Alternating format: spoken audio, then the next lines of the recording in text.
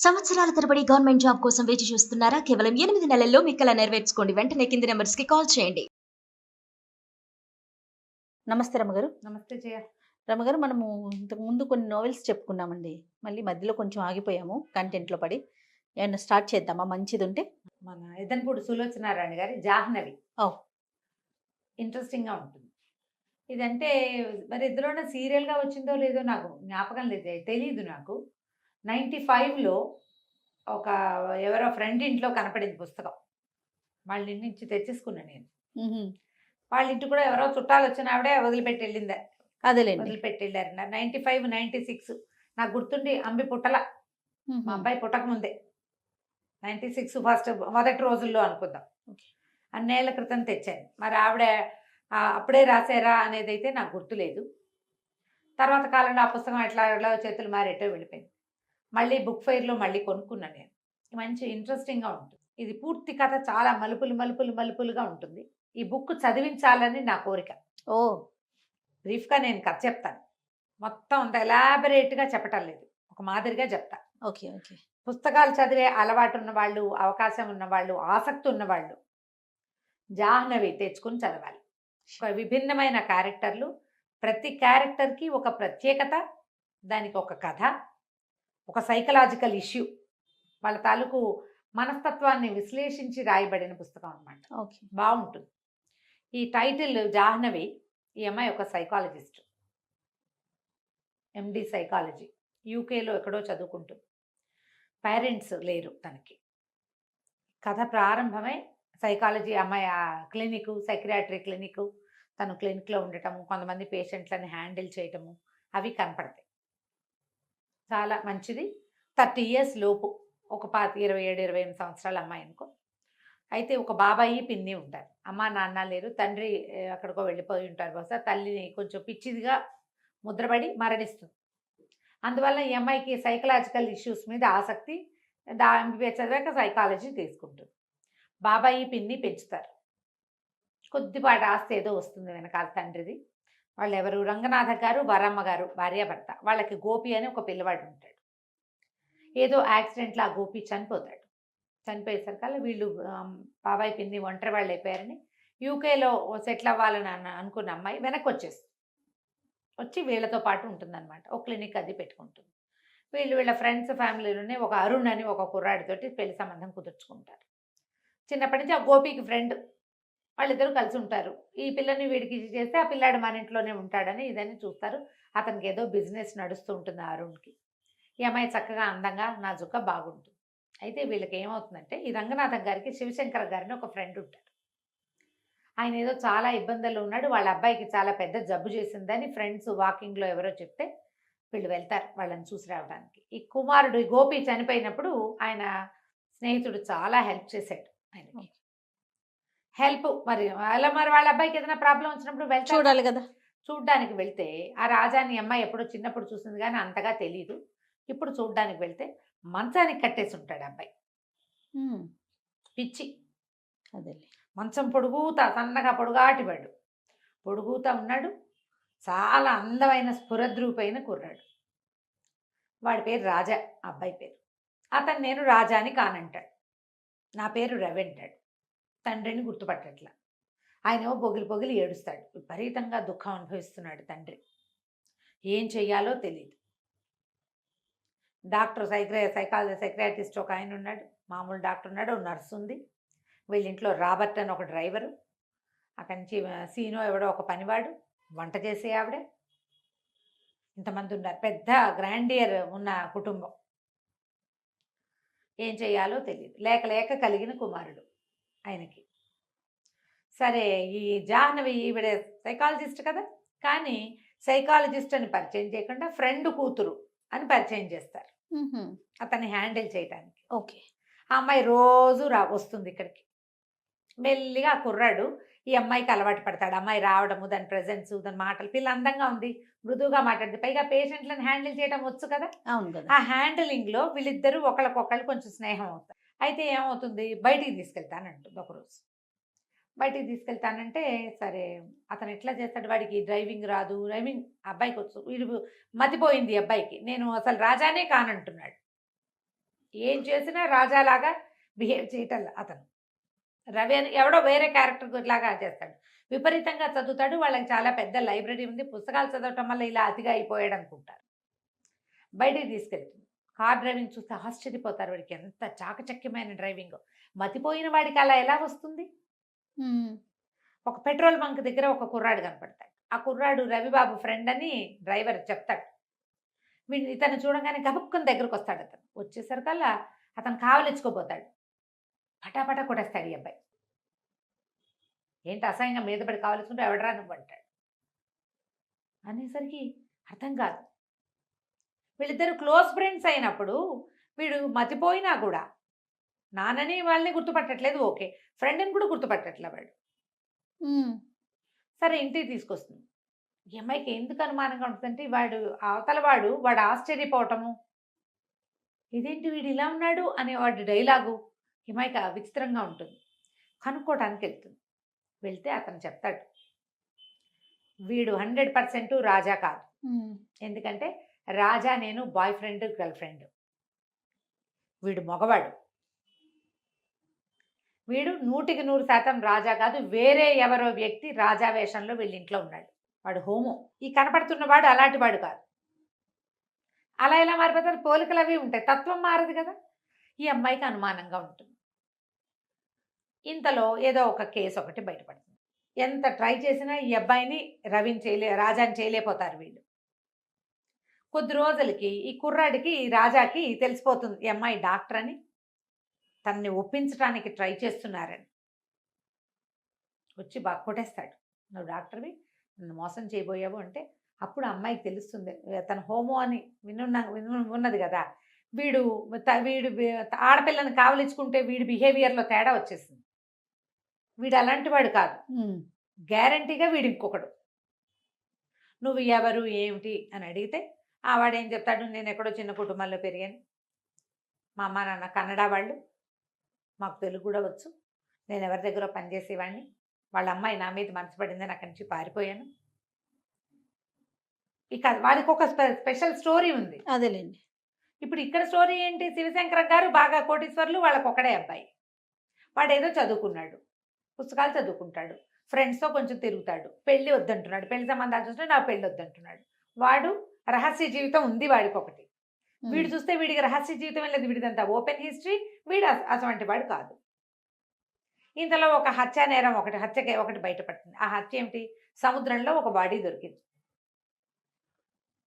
ఆ చచ్చిపోయిన వాడు థియోసాఫికల్ సొసైటీ మెంబర్ అని, వాడి పేరు రవి అని బయటపడుతుంది. ఓహో. ఇప్పుడు ఈ కథ అంతా ముగిసేసరికల్లా ఇక్కడ రాజా రూపంలో ఉన్నవాడు రాజా కాదు, వీడే రవి. అంటే వాడు చచ్చిపోయిన వాడు రాజా అనమాట. పోలికలు ఒక రకంగా ఉన్నాయి. హత్యా నేరం పడుతుంది ఈ అబ్బాయి మీద. ఓ, ఇతనే చేసినట్టు. పోలీసులు అరెస్ట్ చేస్తారు. అరెస్ట్ చేసరికల్లా వీడు తన లిస్ట్ అంతా చెప్తాడు, ఎవరెవరి ఇంట్లో తను ఎక్కడెక్కడ ఉన్నాడు. ఒక బెంగాలీ వాళ్ళ ఇంట్లో ఉన్నాడు. అక్కడి నుంచి మద్రాసు వచ్చేసాను నేను, పన్నాలాలని ఒకళ్ళ ఇంట్లో ఉన్నాను. వాళ్ళ ఇంట్లో రాత్రి పడుకున్నాను నాకు తెలిసి. తెల్లవారేసరికి వీళ్ళ ఇంట్లో ఉన్నా.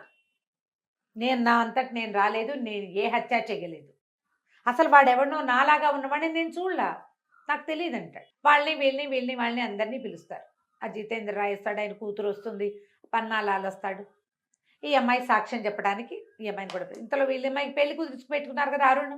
ఈ అమ్మాయి ఈ రవి చుట్టూతా, ఈ పిచ్చి పేషెంట్ చుట్టూతా తిరిగి వీడి ఆకర్షణలో పడుతుంది. ఇతనికే ఇంపార్టెన్స్. అది ఒక ఛాలెంజింగ్ కేసు. ఇద్దరు వేరు వ్యక్తులని తెలిసాక ఇంట్రెస్ట్ తగ్గినా కూడా అంత మటుకు వీడి చుట్టూతా తిరుగుతుంది. అదేలే. కానీ ఆ కుర్రాడి మీద ఆసక్తి ఏర్పడుతుంది. వాళ్ళతో ఒక సాన్నిహిత్యం ఏర్పడింది కదా. అతనికేమో ఈ అమ్మాయి పెళ్లి కాదనేలాగా ఉందని ఇష్టం వచ్చేస్తుంది. కొట్టుకుంటూ ఉంటారు, పోట్లాడుకుంటూ ఉంటారు. పిన్ని బాబాయికి ఏమో ఎట్లాగైనా ఈ పిల్లని అరుణ్కే ఇచ్చి చేయాలని ఉంటుంది, తమ కొడుకు స్నేహితుడు కాబట్టి. ఈ అమ్మాయికి ఈ రాజా రవి ఇద్దరు క్యారెక్టర్లలో ఒకడు ఉన్నాడుగా, వాడి ఉంటుంది. సరే, మొత్తానికి పోలీస్ కేసు. ఈ అమ్మాయిని కోర్టుకి సాక్ష్యానికి పిలుస్తారు. పిలిచేసరికల్లా వీడికి పెద్దగా చదువుని వాడు కూడా కదా రవి అన్నవాడు. పెద్ద చదువు లేదు, కానీ పెద్ద సొసైటీలో ఉండటం వల్ల అతనికి మంచి ఇంగ్లీషు, ఈ థియోసాఫికల్ సొసైటీలో తిరగటం వల్ల చక్కటి భాష, మంచి వ్యక్తీకరణ, భావ వ్యక్తీకరణ వచ్చింది. ఈవిడ చూస్తే ఎండి. పోలీస్ కేసులు చెప్తుంది. మొదటి నుంచి అతను నేను రాజాని కాననే చెప్పాడు. రాజాగా తను ప్రూవ్ చేసుకోవడానికి ఏమీ చేయలే ఒక్కసారి కూడా. రైట్ ఫ్రమ్ ద బిగినింగ్ నేను కలిసిన రోజు నుంచి ట్రీట్మెంట్ చివరి దాకా కూడా నేను రాజాని కాను. వాళ్ళు బట్టలు కుట్టిస్తే బట్టలు వేసుకుంటాడు, మంచి బట్టలు పెడతారు. ఎందుకంటే వాళ్ళిద్దరు ఒకే సైజు పిల్లలు. అదే వాడి బట్టలు ఉన్నాయి దేహేస్తారు, కొత్త బట్టలు వేసుకుని చక్కగా వాళ్ళతో బాగానే ఉంటాడు. కానీ ఆయన నాన్న గిన్న అండు, ఒప్పుకోడు. ఈ అమ్మాయి ఏం చెప్తుంటే మధ్యలో వీళ్ళిద్దరు సన్నిహితం అయినప్పుడు నువ్వు వాళ్ళతో ఒప్పుకుంటే అసలు ఇది విషయం ఏంటో మనకు అర్థం అవుతుందని చెప్తుంది. కొంచెం అంతకుముందు చిరతపులిలాగా పోరాటానికి దిగేవాడు కొంచెం తగ్గించుకుంటాడు.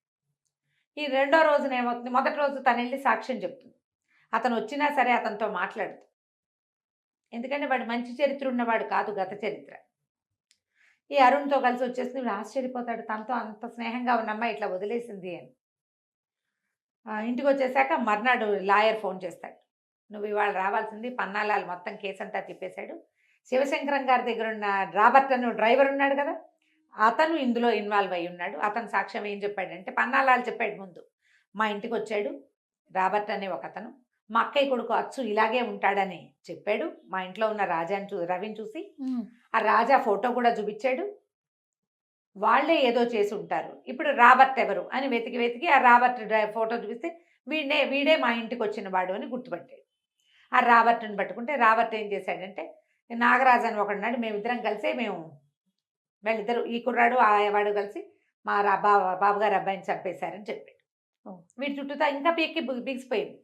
వీడు ఇప్పుడు ఒక కోటీశ్వర్ల ఇంట్లో చేరాడు, ఇష్టం ఉండో లేకో. అక్కడ ఉండాల్సిన అబ్బాయి చచ్చిపోయాడు అంటే వీడే చంపేసి ఉండొచ్చు అనే అనుకుంటారు కదా. ఎన్ని మలుపులు తిరుగుతుందో జయ. ప్రతి చోట ఒక బలమైన క్యారెక్టర్ ఉన్న కుర్రాన్ని చూపించడానికి ఎంత బాగా ట్రై చేస్తారు. ఆ అమ్మాయి డాక్టర్గా ఉండి మంచి ఆలోచన పటిమ ఉండి ఎట్లా ఆకర్షితులు అవుతారో చూపిస్తారు. చాలా వివరంగా భలే బ్రహ్మాండంగా ఉంటుంది కథ. నేను చకచకా చెప్పేస్తాను. అవును. అయితే కథ చదువుతుంటే ఒకసారి చదివితే మాత్రం బాగా అర్థం కాదు, రెండోసారి చదవాలి. అంత బాగుంటుంది, బాగా పట్టుగా కూడా రాస్తారు. అక్కడి నుంచి ఏమవుతుంది, కుర్రాడికి శిక్ష పడే పరిస్థితి వచ్చేస్తుంది. ఇంతలో ఈ శివశంకర్ గారు సూసైడ్ చేసుకుంటారు. ఈ రవిని వదిలేస్తారు. ఆయన ఒక ఉత్తరం రాస్తాడు. ఆయన రాసిన ఉత్తరంలో ఉంటుంది అసలు కథ, అసలు ఇక్కడ ఏం జరిగింది అని. ఈ శివశంకర గారికి భార్య ఉంది, సంతానం కలగల. అయితే ఈయనకి కళ్యాణి అని ఒక అమ్మాయితోటి స్నేహం, అమ్మాయి బాగా తిరిగిపోతుంది. ఈయనతో పాటు ఇంకా 5-6 స్నేహాలు ఉంటాయి. ఆ కళ్యాణి ఒకరోజు ఆయన దగ్గరికి వచ్చింది. ఇది ఇలా స్టార్ట్ అయిందనమాట. వచ్చి ఏం చెప్పిందంటే, నీ దగ్గర పెరుగుతున్న నువ్వు పెంచుకుంటున్న నీ కొడుకు రాజా నా కొడుకు, నాకు 2 పిల్లలు పుట్టారు. డాక్టర్ శేషారత్నం అని ఆవిడ ఈయన భార్యకి డెలివరీ చేస్తుంది. అదే రోజున ఈ కళ్యాణి కూడా డెలివరీ అయింది. నీ భార్యకి వికృతి శిశువు పుట్టింది, ఆడపిల్ల, దాన్ని పారేశారు వాళ్ళు. పిల్లలు అప్పటికే 4 కాన్పుల్లో పిల్లలు పోగొట్టుకుని ఉంది, నీ భార్య చచ్చిపోతుందని నాకు పుట్టిన ట్విన్స్లో ఒక పిల్లవాడిని నీ భార్యకి అప్పచెప్పింది శేషారత్నం. ఓహో, నువ్వేమో ఈయనేమో ఈ శేషారత్నం ఈ డెలివరీ సరిగ్గా చేయండి, మిమ్మల్ని అమెరికా పంపిస్తానని చెప్పాడు ఈయన. అవి పిల్ల చచ్చిపోయిందంటే ఈయన డబ్బులు ఇవ్వడు కదా, అదేలే. అందుకని ఆవిడ ఏం చేసింది, 2 మగ పిల్లల్లో ఒక పిల్లాన్ని ఇక్కడ అక్కడ పెట్టింది. ఇక్కడ పెట్టాను. రవి నా దగ్గర 5 ఏళ్ళు వచ్చేదాకా నాతోటే ఉన్నాడు. తర్వాత నన్ను నాయర్ అని ఒక ఫ్రెండ్ పిలిచాడు, నేను వాడితో వెళ్ళిపోయా. ఈ పిల్లాన్ని ఒక కన్నడ ఫ్యామిలీకి అప్పచెప్పాను. వాడు ఎక్కడున్నాడో నాకు తెలీదు. నాకు ఇప్పుడు 20 ఏళ్ళు జైల్లో ఉన్నాను నేను. వాడు ఒక హత్యానేరంలో ఇరుక్కుని వాడి వల్ల నేను కూడా ఇరుక్కుపోయా. నేను నా కొడుకు దగ్గర ఉండడానికి వచ్చాను. ఈ పిల్లాడు నా కొడుకు. ట్విన్స్ని ఎత్తుకుని ఉన్న ఫోటోలు, శేషారత్నం గారు రాసిన ఉత్తరము అన్నీ ఉన్నాయి అందులో. అది చూసేసరికల్లా అంతకుముందు ఈ కళ్యాణి తనని పెళ్లి చేసుకోమని ఈయన్ని 2వ పెళ్లి చేసుకొని నీకు పిల్లల్ని కంటానని అడిగితే, మీ నాన్న తాగబోతూ మీ అమ్మ తిరుగుబోతూ అని ఎక్కిరిచ్చాడు ఈయన. స్నేహానికే కానీ నువ్వు నాకు ఇంకెందుకు పనికిరావు, నేను పెళ్లి చేసుకోను అని. అందుకని ఈ అమ్మాయి ఏం చేసింది, ఈ కళ్యాణి ఈ పిల్లలిద్దరూ నా పిల్లలు అనేసరికల్లా ఈయనకు అసహ్యం పుట్టేసింది. పైగా తండ్రి ఎవరు అని అడిగితే, వాడెవడో తిరిగిపోతూ తాగుబోతూ ఎలాగో 2 పిల్లలు కడుపున పడ్డారు అంతేనని చెప్పింది.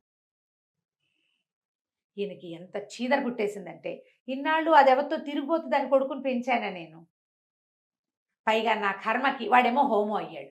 కళ్యాణి పిల్లాడు అవటం వల్ల కదా వీడికి ఈ లక్షణం వచ్చింది. ఎలాగైనా వాడిని వదిలించేసుకోవాలనుకున్నాను నేను. వాడిని నాతో ఉంచుకోదలుచుకోలే. వాడు చాలా ప్రేమగా ఉండేవాడు. తండ్రి కొడుకు అసలు పక్కపక్కన ఆనుకుని పడుకునేంత స్నేహం. కానీ ఆయనకి చివర్లో ఆ కొడుకంటే రోతొచ్చేస్తుంది. ఎందుకంటే ఆ పిల్లాడు నా పిల్లాడు కాదు. వాడి గుణము మంచిది కాదు. హోమ అంటే మరి ఆ రోజుల్లో యాక్సెప్టెన్సీ లేదు. ఇలాంటిది ఎందుకొచ్చింది వీడికి? హ్మ్. వంశం ముందుకెళ్ళదన్న బెంగ మొన్నటిదాకా ఉండేది. ఇప్పుడసలు ఆ కొడుకే నా కొడుకు కాదని కాదు నాకు గదా! తెలిసిపోయింది. హ్మ్. నేనేం చేయాలో నాకు తెలియలేదు. మద్రాసు వెళ్ళాం మేము. వాడు కూడా నాతో పాటొచ్చాడు. మద్రాసు బీచ్‌లో నిన్ను చూసాం. ఈ రవికి రాసాడనమాట ఆయన ఉత్తరం. అదే పోలికల్లో ఉన్న కుర్రాడు కనపడేసరికి మేము హ్మ్. మా వాడిని డిస్పోజ్ చేసేసి, వీడిని ఇది చేసి, వీడిని ఇరికించి ఈ పిల్లల నుంచి తప్పించేసుకోవాలనుకున్నాను నేను. కళ్యాణి పిల్లల నుంచి నా జీవితాన్ని పూర్తిగా విముక్తి చేసేసుకోవాలనుకున్నా.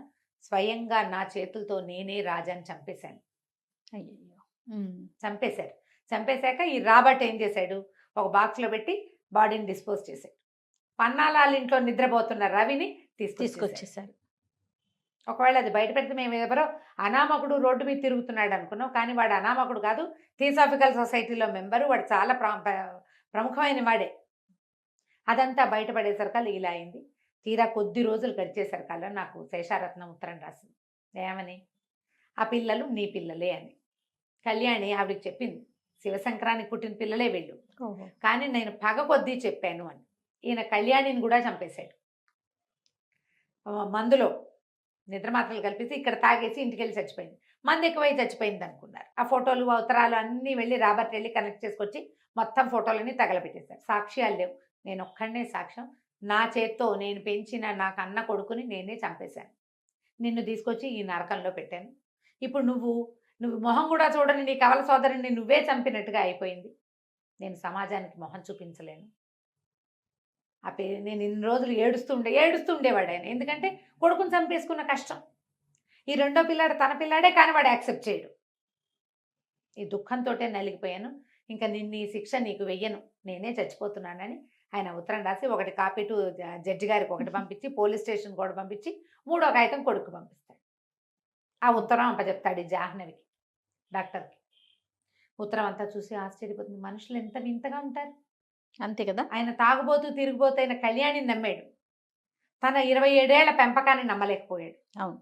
హోమో అయితే తన కొడుకు కాకుండా పోతాడా? హ్మ్. వాడికేదో ఒక లక్షణం ఏర్పడింది. దానికి ఎవరు ఏం చేయలేరు కదా! తన కొడుకే కదా! అంతేగా! తన పిల్లాడు కాకపోతే పెంచుకున్న పిల్లాడిని ఉంచుకోరు. హ్మ్. రక్తం మీద అంత నమ్మకం ఏమిటి? ఎంత తెలివి తక్కువ పని. చివరికి కొడుకుని తనే పొడిచి చంపేసి వాడు ఆశ్చర్యపోయాడు. నేను రాస్తాడనమాట వాడి మొహంలో దెబ్బతిన్నప్పుడు. డాడీ నువ్వు నన్నెందుకు చంపుతున్నావు అన్న వాడి ప్రశ్నలు నిండిన వాడి మొహాన్ని చచ్చేదాకా మర్చిపోలేకపోయాను నేను. ఓ చెంపకాయ కొడితేనే పిల్లలు మనకేసి ప్రశ్నిస్తారు, మన మొహం చూస్తారు. ఆ మొహం మర్చిపోగలమా? ఈ దుఃఖంతో ఈ ఉత్తరం రాసేస్తాడు ఆయన. హ్మ్. దాంతో వదిలేస్తారు. ఆస్తంతా ఈ అబ్బాయి పేరు మీదకి ట్రాన్స్ఫర్ అయిపోతుంది. ఆయన రాసేస్తాడు మొత్తం ఆస్తంతా.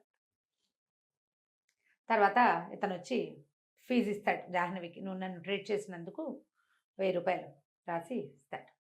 ఇచ్చేసరికల్లా ఇంతేనా అని అడుగుతుంది. ఇంతేనా 1000 రూపాయలేనా నా ఫీజు అంటే, నేను మరి నా దగ్గర ఇంతే ఉంది, సంపాదించాక మిగిలిన ఫీజు ఇస్తానంటాడు. ఆ కోట్లున్నాయి మీ నాన్న ఇచ్చినవంటే నాకు అవేం వద్దు, నేను అవి తీసుకోను. పిల్లలకి డబ్బు ఎప్పుడు కావాలి? పెంపకం కావాలి. ఇప్పుడు ఎందుకు నాకు డబ్బు? నేను సంపాదించుకోగలను కదా! చిన్నతనంలో నాకు అవసరం. మా అమ్మ మా నాన్న ఇద్దరు నన్ను వదిలేశారు. ఆవిడెవరు 5 ఏళ్ళు పెంచి ఎవరి దగ్గర వదిలేసింది. వాళ్ళు కొన్ని రోజులు ఉంచుకుని వాళ్ళు వదిలేశారు. గాలికి ధూళికి పెరిగాను నేను. ఈయన దగ్గరికి వస్తే ఈయన ఎంతసేపు రాజా రాజా అన్నాడు కానీ నన్ను రవ్వనలేదు మా నాన్న. తలకొరివి పెట్టా ఆయనకు పుట్టినందుకు. అంతే. చివరి రోజుల్లో అయినా నన్ను దగ్గర ఉంచుకున్నాడు, బట్టలు కుట్టించాడు, అన్నీ చూశాడు. కానీ నన్ను రాజాని చేయడానికి ట్రై చేశాడు రవి నుంచి. హ్మ్. నువ్వు కూడా అమెరికా వెళ్తున్నావు కదా, కంగ్రాచులేషన్స్, అరుణ్ తోటి అమ్మాయి పెళ్ళి అనుకుంటాడు. సరే రేపు 2-3 రోజుల్లో అమెరికా ఎక్కడికో వెళ్ళబోతోంది, ఫారిన్. సరే అందరూ ఎయిర్పోర్ట్కి వెళ్తారు. చాలామంది వస్తారు ఈ అమ్మాయిని సీ ఆఫ్ చేయడానికి. ఇతను కూడా ఆగ మేఘాల మీద పరిగెత్తుకొస్తాడు ఈ రవి. పువ్వులు గుర్తిస్తాడు, బాన్ వాయేజ్ అని రాస్తాడు దాని మీద. ఫ్లైట్ వెళ్ళిపోతుంది. ఈ అమ్మాయి ఎయిర్పోర్ట్ నుంచి బయటకు వస్తుంది. ఆ బయట కారులో కూర్చుని ఉంటాడు ఇతను. నిర్ఘాంతపోతాడు. నువ్వు ఎందుకు వచ్చావు, వెనక్కి వచ్చావు ఏమిటంటే, నేను అసలు వెళ్ళటమే లేదు, అరుణ్ని సీ ఆఫ్ చేయడానికి వచ్చాను. మరి పెళ్లి చేసుకోమంటాడు. పెళ్లి చేసుకోను, నేను పిచ్చి అబ్బాయిని ప్రేమించాను, అబ్బాయి ఏమో నన్ను వదిలిపెట్టి వెళ్ళిపోతానంటున్నాడు. అరుణ్కి నాకు ఎప్పుడు పొసగలేదు ముందు నుంచి. ఇప్పుడు పొసిగేలా కనపడలేదు అంటే కావలించుకుంటాడు. నాకెవ్వరు లేరు, నువ్వు ఒక్కదానివే నాతోటి ఉన్నావు. పిచ్చిగా ఉన్నప్పుడు కూడా మిగిలిన వాళ్ళంతా అతన్ని మార్చడానికి ట్రై చేశారు. ఈ అమ్మాయి ఒక్కతే అతని మాట నమ్మిందనమాట. ఎప్పుడైతే ఇతను వాడు కాదు అని, అంటే వాళ్ళ రాజా గురించి ఉన్న లక్షణాలన్నీ వింటుంటే ఈ మనిషి వేరు అని తెలుసు అని మొదటి రోజు నుంచి ఆ అమ్మాయికి తెలిసిపోయింది. ఇక ఇద్దరు కలిసి ఉంటారు, పెళ్లి చేసుకుంటారు. జాహ్నవి చాలా బాగుంటుంది. ఆ అమ్మాయి క్యారెక్టరు, శివశంకరం గారి క్యారెక్టరు, అరుణ్ క్యారెక్టరు. ఈ రోజుల్లో మగపిల్లలు ఎలా అమ్మాయిలను తన చుట్టూ తిప్పుకోవాలనుకుంటారు. అమ్మాయికి ఒక ప్రొఫెషన్ ఉంది, ఒక అంబిషన్ ఉంది, అవే ఉండవు. ఆడపిల్లలాగా తన వెనకాల తిరగాలనుకుంటాడు. ఈ రాజా రవి 2 క్యారెక్టర్లు. రవి క్యారెక్టర్ దేనికదే ప్రతి క్యారెక్టర్ని ఎస్టాబ్లిష్ చేస్తారు వివరంగా. పూర్తిగా వాళ్ళ మనస్తత్వాన్ని కాచి వడబోసి ఒక క్యారెక్టర్, దాని లక్షణం, దాని తీరు, ఒక్కసారి కూడా ఆ క్యారెక్టర్ని దాటి ప్రవర్తించకుండా పాత్రల తాలూకు సంభాషణ. ఈ అమ్మాయి క్యారెక్టర్ ఎక్సలెంట్గా ఉంటుంది, చాలా బాగుంటుంది. అమ్మాయి వాళ్ళ అమ్మ పిచ్చిదై చనిపోతుంది. కొడుకుని పోగొట్టుకున్న వరమ్మ గారు వీళ్ళ పిన్ని, ఆవిడ దుఃఖము అవన్నీ అమ్మాయికి అర్థం అవుతుంటాయి. అలాగే ఇప్పుడు తన ఒరిజినాలిటీని కోల్పోయిన ఈ రవి క్యారెక్టర్ అమ్మాయికి అర్థం అవుతుంది. తను ఎట్లా ట్రీట్ చేసింది ఇతన్ని, అతనితో ఎట్లా మాట్లాడి కన్విన్స్ చేసిందో. కొన్ని సంభాషణలు అయితే ఎక్సలెంట్గా ఉంటాయి. కథ ఇంతే. దొరికితే పుస్తకం కొనుక్కొని చదవండి. ఈ జాహ్నవి తప్పకుండా సూపర్గా ఉంటుంది. కథ కూడా ఇంత ఇంట్రెస్టింగ్ గా ఉంది. అసలు ఈ తండ్రి చంపేసి ఉంటాడని ఊహించాలి. అసలు ట్విస్టుల మీద ట్విస్టులు. చాలా బాగుంది. నమస్తే. నమస్తే.